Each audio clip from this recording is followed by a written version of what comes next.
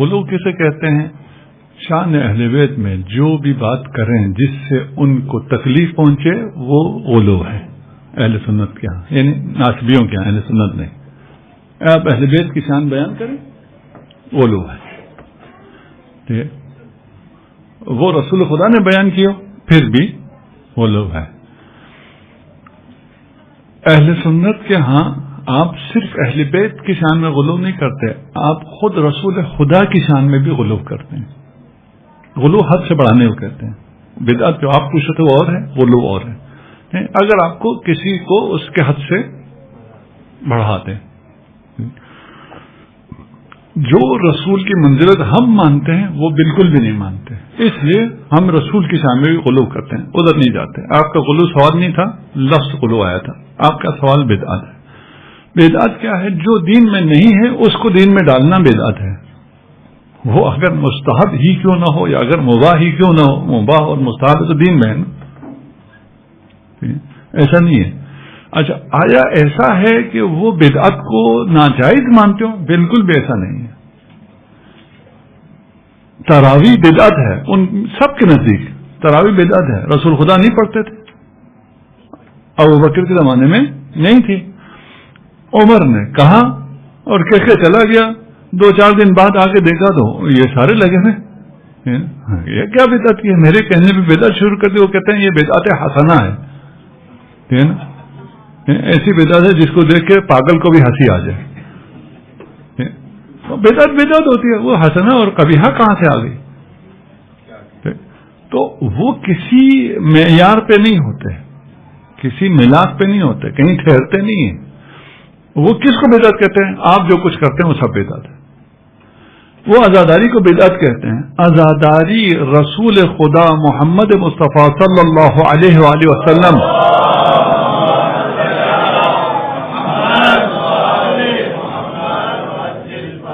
شہادت امام حسین سے پہلے رسول خدا کی عزاداری سنی شیعہ ساری کتابوں میں ثابت ہے۔ اہل سنت مصادر میں 6 مقامات ایسے ہیں جہاں رسول خدا نے عزاداری کی ہے، تو عزاداری بدعت نہیں ہے۔ امام حسین کی عزاداری سنت ہے۔ بدعت پتہ ہے کون سی والی عزاداری ہے؟ ابھی آپ لوگوں کو پتہ نہیں ہے، ہمارے ہاں پاکستان میں 1 محرم کو بھی عزاداری شروع کی ہے، وہ بدعت عزاداری ہے، وہ بدعت ہے، جو ہے ہی نہیں، ان کی اپنی کسی کتاب میں بھی نہیں، ان کی اپنی تاریخ میں بھی نہیں، ان کے اپنے کسی چیز میں بھی نہیں ہے، وہ بدعت ہے نا، لیکن وہ بدعت نہیں ہے۔ جو رسول نے کیا ہے وہ بدعت ہے۔ رہ گیا کہ ماتم کرنے سے آپ کے جسم کو نقصان پہنچتا ہے، اپنے جسم کو نقصان پہنچانا جائز ہے، اپنے جسم کو ناقابل تلافی نقصان پہنچانا جائز نہیں ہے۔ لیکن کس نے کہا کہ ماتم کرنے سے ہمارے جسم کو نقصان پہنچتا ہے؟ ٹھیک ہے نا؟ ماتم کرنے سے ہمارے جسم کو فائدہ پہنچتا ہے، ہماری روح کو بھی شفا ملتی ہے۔ بھائی یہ تو آ کے ہم سے پوچھو نا، تم کیسے فیصلہ کر سکتے ہو کہ ہمیں کیا ہوتا ہے؟ حتیٰ میں کہتا ہوں ماتم، مخصوصاً آپ عاشورہ کے دن اس کو زیادہ دیکھتے ہیں، جب 10 محرم تک لوگوں نے ماتم کیا ہوتا ہے، ان کا سینہ بالکل پھٹا ہوا ہوتا ہے، سرخ ہوا ہوتا ہے، ٹھیک ہے نا؟ اس کو اگر کوئی انگلی ہلکی سی بھی لگائے نا تو چیخ نکلتی ہے۔ اس سینے پہ وہ اتنے زور سے ماتم کرتا ہے، اس کو درد ہوتا ہے، ذرا برابر درد نہیں ہوتا۔ کس نے کہا ہمارے جسم کو نقصان پہنچتا ہے؟ بالکل بھی نقصان نہیں پہنچتا۔ بچوں کے لیے کہہ دوں، میں مریض ہوا تھا تو میں نے کہا مجھے درد نہیں ہوتا، تو ڈاکٹروں نے بھی چیلنج لیا کہ یہ کیسے ہو سکتا ہے تمہیں درد نہ ہوتا؟ آپ اگر 1 سال ہاسپٹل میں رہیں تو آپ کو تو کیا کیا ہوتا ہے آپ کو پتا ہے، جو 2-4 دن بھی رہے، تو وہ سب سے چھوٹا ہے، جب آپ کو کوئی پٹی وٹی لگاتے تو وہ اتارتے ہوئے، اول تو لگاتے ہوئے کہتے تھے شیو کرو، میں کہتا نہیں شیو نہیں کرو، اسی کے اوپر لگاؤ، اتارتے ہوئے احتیاط کرتے، میں کہتا کھینچ تو مجھے درد ہی نہیں ہوتا۔ اس کے بعد وہ نرسیں جو ہیں 2-4 نرسیں اور لے کے آتی تھی کہ ایک پیشنٹ ایسا ہے جس کو درد نہیں ہوتا، اور وہ پھر وہ کھینچتی تھی، وہ خود ہی چیختی تھی مجھے نہیں ہوتا درد۔ وہ کہتے یہ کیسے ہو گیا؟ اور میں ابھی تو اس لیکچر میں نہیں، میں بچوں کو جب لیکچر دے رہا ہوں ان کو کہتا ہوں ایسا ہو سکتا ہے آپ کو درد ہی نہ ہو فلاں، کیسے ہو سکتا ہے؟ جب میں کہتا ہوں تم بھی ایسے ہی ہو، صرف میں ایسا نہیں ہوں، مانتے نہیں ہو. اس کے بعد میں کہتا ہوں کبھی ماتم کیا ہے؟ ہاں. کا درد ہوتا ہے؟ نہیں. ہم سب ہیں نا، ہم سب ایسے ہیں، ہم درد پروف ہیں، ہمیں درد ہوتا ہی نہیں ہے. ٹھیک ہے نا؟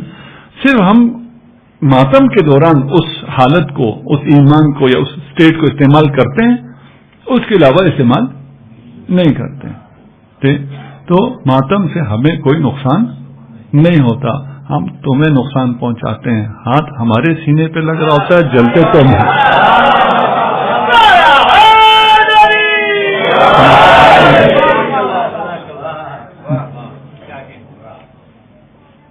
جی نیکسٹ. آپ ہو گئے نا سارے سوال؟ بات ہو گئی نا. کہا اگر نقصان ہے تو جائز نہیں ہے. نقصان بھی کہتے ہیں جو ناقابل تحمل نقصان ہوا. ٹھیک ہے جی. کیا؟ ہاں نہیں بدعت نہیں، کیوں ہوا زیادہ؟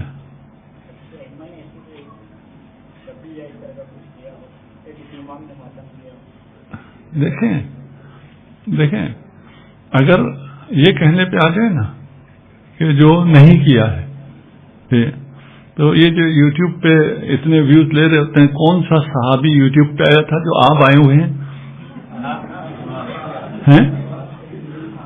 بھائی ہمارے کاموں کو یہ کہتے ہیں نا کس صحابی نے کیا تھا، کس رسول نے کیا تھا. کون صحابی کا یوٹیوب کا چینل تھا؟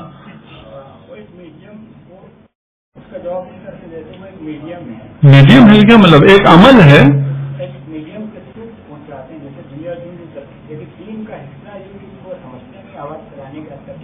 نہیں، آپ نے کہاں سے کہہ دیا کہ یہ جو ہم علم نکالتے ہیں یہ دین کا حصہ ہے؟